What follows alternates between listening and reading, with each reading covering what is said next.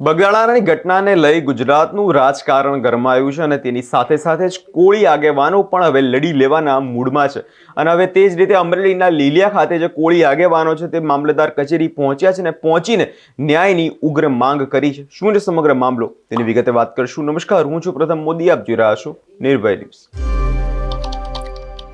બગદાણાની ઘટનામાં આપણે જોયું કે આગેવાન નવનીતભાઈ ઉપર જે હુમલો કરવામાં આવ્યો અને જે હુમલા બાદ નામ સામે આવ્યું માયાભાઈ આહિરના પુત્ર જયરાજ આહિરનું।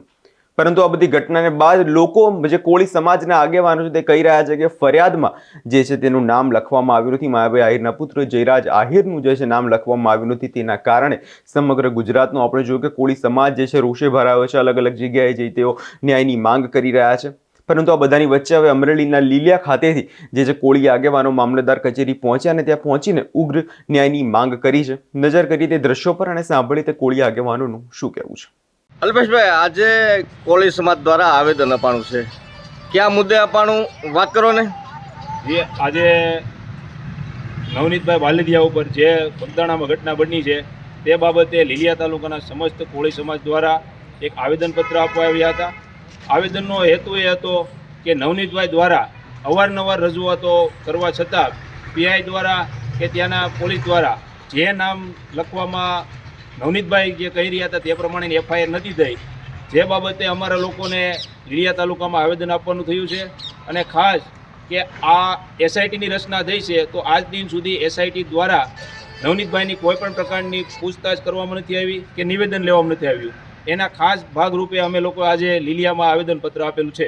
લીલિયા તાલુકાના સમસ્ત કોળી સમાજ દ્વારા આપના દ્વારા આવેદનપત્ર આપીએ છીએ, સરકારશ્રીને રજૂઆત કરીએ છીએ કે બગદાણા તાલુકો મહુવા, જિલ્લો ભાવનગર જે અમારા કોળી સમાજના યુવાન ઉપર ઘટના બની છે અને જે આવારા તત્વો દ્વારા કે નવનીતભાઈ વાલદિયાને માર મારવામાં આવ્યો છે તે એક બહુ દુઃખનીય ઘટના છે અને અમારા યુવાન ઉપર આ જે ઘટના બની છે આવી હવે પછી આ રાજ્યમાં બીજા કોઈ પણ યુવાન સાથે ન બને, ખાસ કરીને અમારા કોળી સમાજના યુવાન ઉપર ન બને, એના માટે અમે સરકારશ્રીને રજૂઆત કરીએ છીએ કે જે મુખ્ય આરોપી છે નવનીતભાઈ દ્વારા જે આરોપીનું નામ દર્શાવવામાં આવે છે આજ દિન સુધી આરોપીનું નામ લખવામાં નથી આવ્યું એફઆઈઆરમાં અને કોઈ પણ પ્રકારની કાર્યવાહી કરવામાં નથી આવી। એ બાબતે તો અમે આપને રજૂઆત કરીએ છીએ કે આપ અમારો સંદેશ અને અમારું આવેદન સરકારશ્રીને પહોંચાડો એટલી વિનંતી।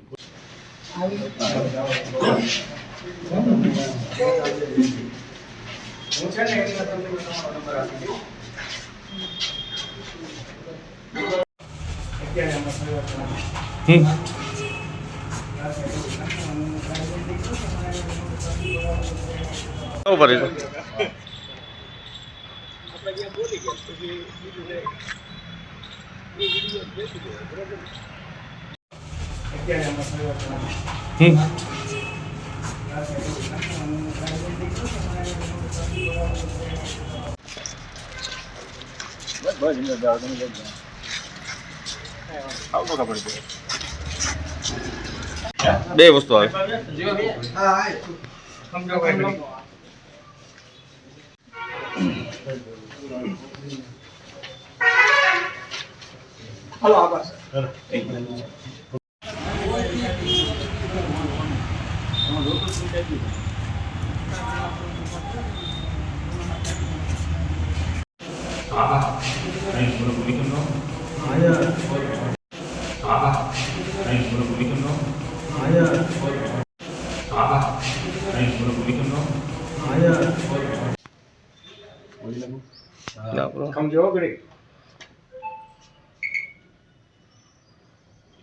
બોલો।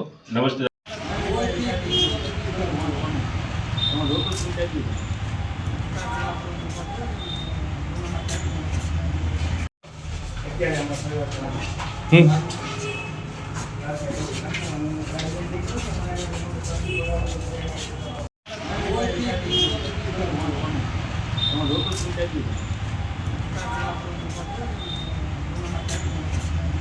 કોળી આગેવાનોનું સ્પષ્ટ કહેવું છે કે એસઆઈટીની રચના તો થઈ ગઈ છે પરંતુ એસઆઈટીથી કંઈ પણ પ્રકારે ન્યાય મળવાનો છે ખરી?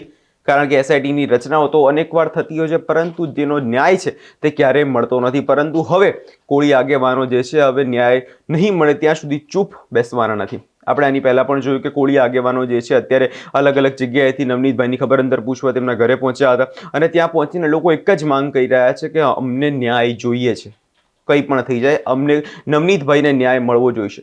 આપણે અલગ અલગ જે કોળી આગેવાનોના નિવેદનો પણ સાંભળ્યા તેમાં પણ તેમણે કહ્યું હતું કે જો તેમને ન્યાય નહીં મળે તો 2027ની ચૂંટણીમાં તે પરિણામ કંઈક અલગ જ આવી શકે તેવી માંગ કરી રહ્યા છે. અને એક તરફ આપણે જોઈ રહ્યા છે કે લોકો આવેદનો આપી રહ્યા છે, પરંતુ તેની બીજી તરફ એક કોળી નેતાને આપણે સાંભળ્યા હતા થોડા સમય પહેલા કે કોળી નેતાનું કહેવું છે કે આ બધું દેખાડાબાજી ને ભાષણબાજી તો ઠીક છે, પરંતુ આ બધું કરવાથી ન્યાય મળવાનો નથી. ન્યાય મળવા માટે સમાજે એક થવું પડશે અને સમાજે એકજૂટ થઈને આના વિષય ઉપર કામ કરવું પડશે. હવે જોવાનું રહ્યું કે આવેદનો આપવાથી કોઈ પણ પ્રકારે ન્યાય મળે છે ખરી કે માત્ર ખાલી આ વિડીયો માટે કરવામાં આવે છે. આ વિષયને લઈને તમારો શું અભિપ્રાય છે તેમને કમેન્ટ કરી ચોક્કસથી જણાવજો અને અમારી ચેનલ નિર્ભય ન્યૂઝને લાઇક, શેર અને સબસ્ક્રાઇબ કરવાનું ભૂલશો નહીં.